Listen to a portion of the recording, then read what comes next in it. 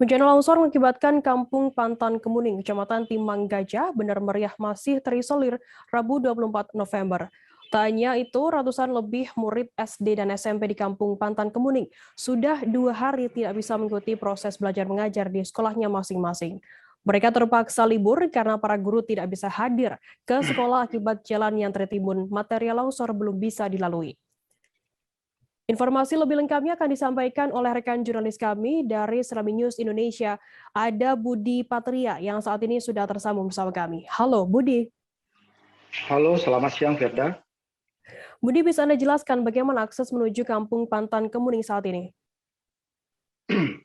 Dapat saya laporkan Firda, telah terjadi bencana tanah longsor di Desa Pantan Kemuning, Kecamatan Timang Gajah, Kabupaten Benar Meriah pada Senin kemarin. Akibatnya, ada 100 lebih pelajar SMP dan SD di desa tersebut tidak bisa mengikuti proses belajar mengajar karena guru tidak bisa melewati akses jalan karena longsor. Akibat longsor tersebut, desa itu sempat terisolir selama hari sehingga berdampak pada aktivitas masyarakat. Itu Firda. Apakah proses belajar mengajar masih diliburkan saat ini atau seperti apa informasinya?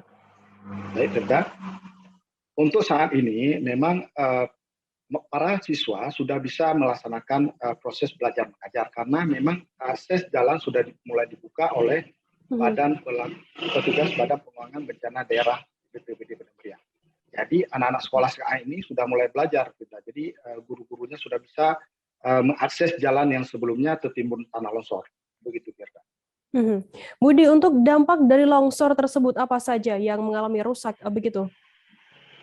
Firda, dari dampak bencana alam itu selain jalan tertimbun longsor itu ada 4 titik.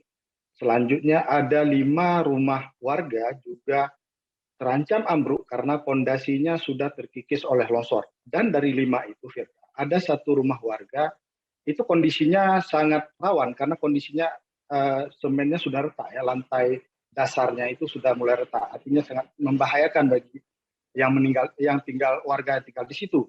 Ya, kita harapkan pemerintah bisa membantunya. Dan Firda, kondisi lainnya yaitu listrik padam di sana karena ada pohon yang tumbang ke kabel listrik PLN. Dan sekarang ini mereka tuh sempat tidak merasakan adanya arus listrik itu selama 1 hari 1 malam. Sekarang ini sudah mulai normal kembali, begitu Firda. Baik, terima kasih rekan jurnalis dari Serambi News Indonesia, Budi Patria atas laporan Anda. Dan tadi Tribuners, Budi juga sudah menghimpun keterangan dari Ahmad Yani, guru honorer. Berikut liputannya untuk Anda.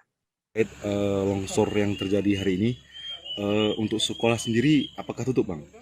Gimana ceritakan, Bang? Sebenarnya nggak tutup kan, cuman anak-anaknya yang datang 5 orang cuma gitu. Gurunya udah pasti yang kebanyakan di luar nggak bisa datang. Oh, artinya ada 3 titik longsor ini, guru dari luar itu tidak bisa mengajar di sini, Pak? Bisa. Anak-anak sekolah diliburkan artinya ya? Iya kayak gitu. Berapa jumlah murid SD ini, Pak? Lebih kurang 89 lah.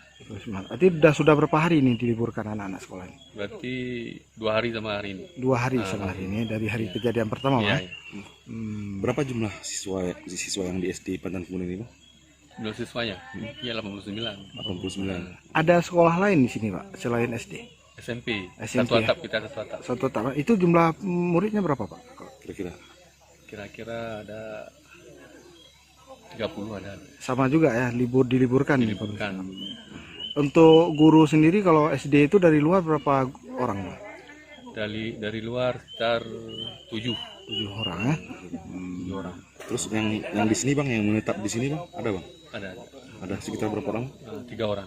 3 orang. Itu guru Itu yang untuk SD ya. Kalau SD nggak ada, semua di luar.